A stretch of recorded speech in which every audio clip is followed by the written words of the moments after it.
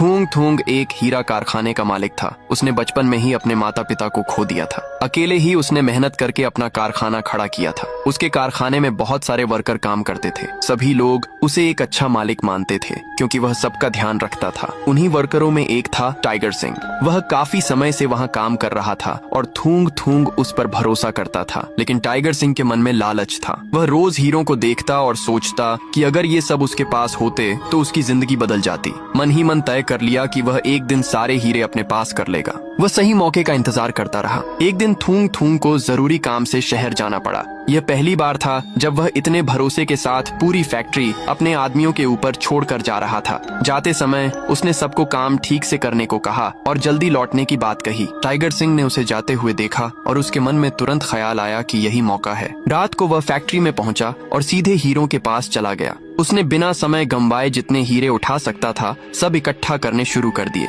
थोड़ी ही देर में उसने बड़ी मात्रा में हीरे अपने साथ ले लिए और वहां से निकल गया। उसे लगा कि अब कोई उसे नहीं पकड़ सकता और वह अपने प्लान में सफल हो गया है। अगली सुबह जब थूंग थूंग वापस आया तो उसने देखा कि फैक्ट्री से सारे हीरे गायब हैं। ये देखकर वह पूरी तरह से हिल गया। उसकी समझ में नहीं आ रहा था कि यह कैसे हो गया।